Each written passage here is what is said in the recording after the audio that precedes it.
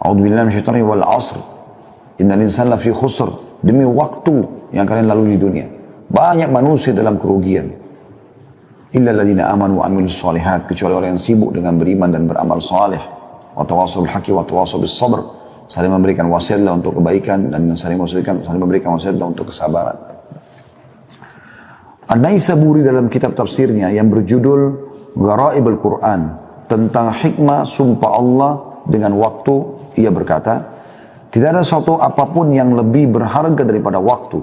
Pengkhususan Allah dengan waktu itu merupakan petunjuk bagi bahwa manusia cenderung melakukan hal-hal yang tidak baik dalam hidupnya, serta menyalahkan waktu itu, menyalahkan waktu jika ia mengalami penderitaan dan kerugian. Jadi Allah bersumpah dengan waktu adalah menunjukkan kemudian waktu itu. Dan sungguhnya penderitaan dan kerugian yang selalu menyertai manusia adalah karena aib yang ada di dalam dirinya, bukan pada waktu. Makanya Nabi SAW juga bersabda, Allah SWT berfirman hadis qudsi ya, La tasubud dahar fa innid dahar. Jangan kalian pernah mencaci maki waktu. Karena aku adalah pencipta waktu itu. Jangan salahkan waktu, tapi salahkan dirimu sendiri. Kita lah yang banyak membuang waktu. Subhanallah, kadang-kadang mungkin teman-teman tidak asing kalau lagi tonton cuplikan. Saya kadang-kadang kalau lagi buka YouTube gitu kan, ada cuplikan lewat iklan 5 detik. Saya kadang-kadang merenungi 5 detik itu. 1, 2, 3, 4, 5. Orang bisa buat iklan 5 detik. Dan Anda sudah bisa faham dalam 5 detik iklan apa yang sedang disampaikan. Itu kan luar biasa itu. Ya. Saya pernah melihat ada yang sampai 30 detik. Kalau kita hitung 30 detik itu setengah menit ya. 1 menit kan 60 detik ya. 30 detik. Itu lama rasanya kita nunggu untuk melanjutkan cuplikan yang akan kita lihat setelahnya. Itu saya ambil pikiran, saya ambil sebuah poin, oh subhanallah. Berarti waktu itu mahal sekali ya.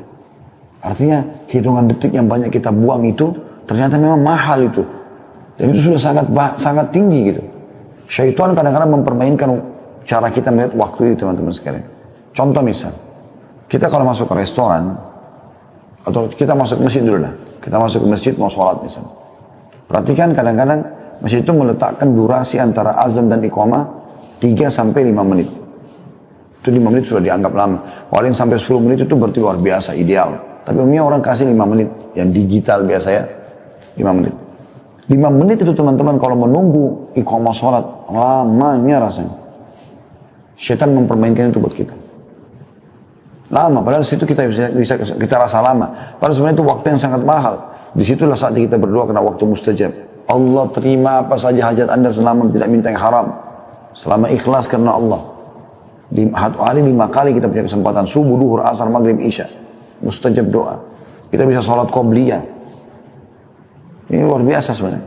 Tapi kita rasa lama, berharap kadang-kadang buru-buru, baru 2 menit sudah langsung iqamah. Karena buru-buru menyelesaikan sholatnya. Tapi kalau kita masuk ke restoran, nunggu, pesan menu kesukaan, tapi ini maaf Pak, atau Bu, masih lama sekitar 15 menit. Oh nggak apa-apa, nggak apa-apa, 15 menit pun nggak apa-apa. Jadi pendek, pada saat mau makan, pada saat mau apa, ada bahkan orang naudzubillah pacaran membuang waktu biar sampai berjam-jam, nggak masalah. Dianggap nggak masalah. Tapi kalau dulu sama pasangannya, jenuh. Ya. Atau pasangan halal ya maksud saya. Jadi di sini ditekankan, sebenarnya aib itu adalah pada diri seseorang, bukan waktu. Karena waktu tidak pernah ada aibnya. Dia akan terus sama saja. Ibnu Qayyim rahimahullah berkata, seorang manusia sejak pertama kali menginjakkan kakinya di bumi ini, maka saat itu ia telah menjadi seorang musafir yang melakukan perjalanan menuju kepada Tuhannya. Dan masa perjalanannya adalah umur yang telah Allah tetapkan baginya. Diriwayatkan dari Ibnu Abbas radhiyallahu anhu telah berkata, Rasulullah SAW bersabda, ni'matani maghbunun fihi ma katsirun minan nas, as-sihhat wal faragh. Terdapat 2 nikmat yang banyak manusia tertipu pada keduanya, yaitu kesehatan dan waktu luang. Hadis riwayat Bukhari dan Tirmidzi. Ya. Jadi banyak orang subhanallah yang akan lagi sehat tidak pernah mau ibadah. Nanti sudah sakit, sudah lumpuh, baru sibuk mau ibadah. Baru mau umroh haji, sudah susah pakai kursi roda. Mana anda di masa mudanya? Ya kan? Sudah rabun matanya baru mau belajar Quran. Mana Anda pada saat masih terang matanya? Nanti sudah terlilit utang baru berpikir mau sedekah. Bagaimana caranya waktu lagi lapang kenapa nggak sedekah? Ya, sayang sekali. Ibnu Battal berkata, sedikit sekali manusia menyadari kedua nikmat itu dan mensyukurinya dengan kebaikan. Ya, nikmat sehat dan waktu luang ini adalah nikmat yang besar. Dan cara untuk mensyukuri nikmat itu adalah memaksimalkan keduanya. Maksimalkan kesehatan di atas ketaatan, maksimalkan waktu luang di dalam ketaatan.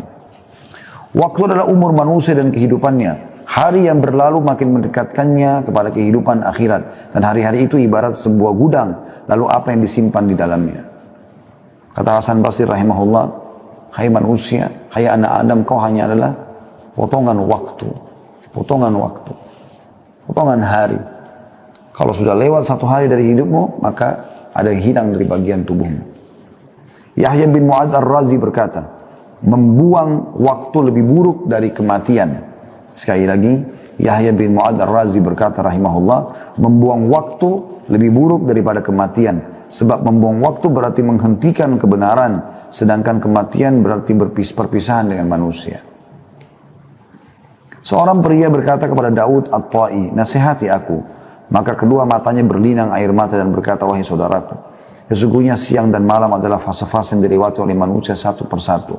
Hingga semua itu berakhir sampai pada akhir perjalanan mereka.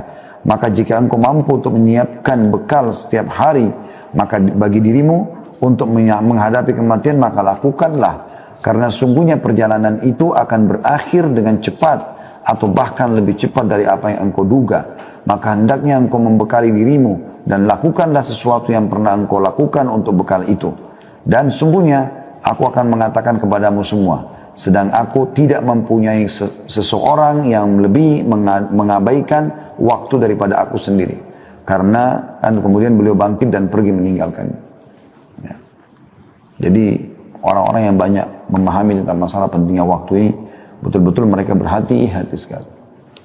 Setiap detik dalam hidupnya, setiap menit, setiap jam, setiap fase waktu pagi, siang, sore, malam adalah sesuatu yang berharga bagi dia. Dia tidak akan sia-siakan. Dia cuma selalu bertanya, kebaikan apa setelah kebaikan apa. Jadi selalu kebaikan kepada kebaikan yang lain. Terus saja begitu.